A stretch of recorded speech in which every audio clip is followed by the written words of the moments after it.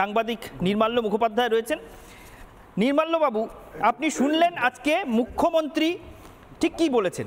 মুখ্যমন্ত্রী কোচবিহারে গিয়ে সেখানে ফলাও করে বলছেন, আবার ক্যা ক্যা করে চিৎকার শুরু করেছে এবং তিনি বলতে চাইছেন এই চিৎকারের কোনো প্রয়োজন নেই, কারণ তিনি সব দিয়ে দিয়েছেন, শিক্ষাশ্রী পাচ্ছে, কন্যাশ্রী পাচ্ছে, এই পাচ্ছে সেই পাচ্ছে, সুতরাং সবাই নাগরিক, এই সিএ এর কোনো প্রয়োজনীয়তা নেই। আমার দুটো প্রশ্ন এখান থেকে আপনাকে।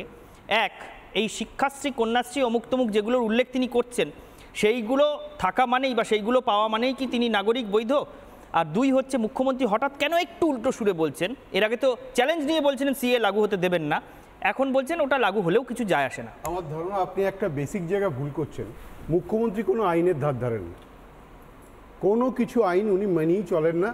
উনি রাজনীতিক, উনি যে কোনো আইন, যে কোনো বিষয় একদম স্ট্রেট অফ পলিটিক্যাল অ্যারেনাতে নিয়ে যাবেন।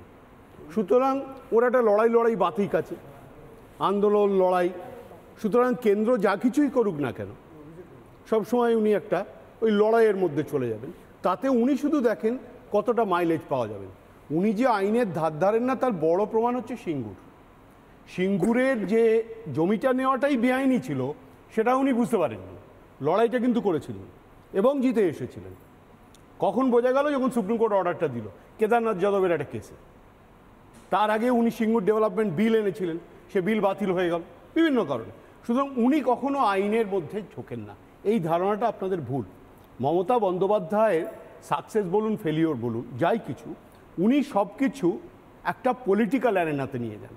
এই যে ধরুন আজকে সিএ নিয়ে আপনি আলোচনা করছেন, সিএ এর এগেনস্টে তৃণমূলের পক্ষ থেকে যা পিটিশন জমা পড়েছে আর রাধামোহন বাবু যা বললেন, কোনো মিল নেই।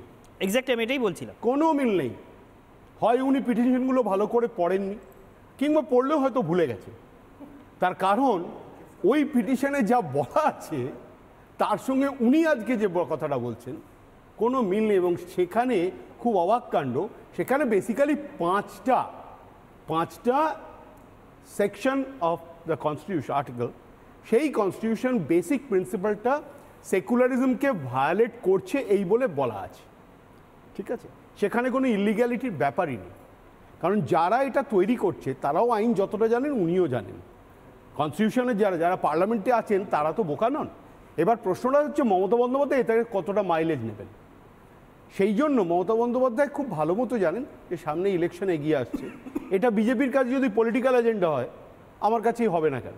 উনি বাস্তবতার সঙ্গে, সিএটা বাস্তবতাটাও উনি মানবেন না। উনি কি মানবেন? উনি যেটা মনে করেন সেটাই মানবেন এবং সেই মতো উনি রাজনীতিটা করে যাবেন।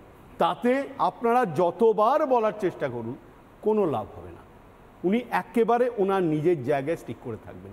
উনি কিন্তু, আমি আবার বলছি না, কিন্তু এখানে একটা প্রশ্ন আসে, মানে এতদিন পর্যন্ত সিএ নিয়ে নিশ্চুপ ছিলেন, নিঃশব্দে ছিলেন, কোনো কথা বলছিলেন না, কিন্তু আবার হঠাৎ করে সিএ নিয়ে তাকে মুখ খুলতে হলো এবং অনেকগুলো কথা তিনি সিএ নিয়ে বললেন, যেটা আপনি বলছেন যে বাস্তবতাটাকে, যেটা বাস্তবতা সেটাকে অস্বীকার করে হচ্ছে বাস্তবতা, একদম এটাকে উনি অস্বীকার করেন না। কিন্তু তার মানে কি কোনো আঁচ পাচ্ছেন?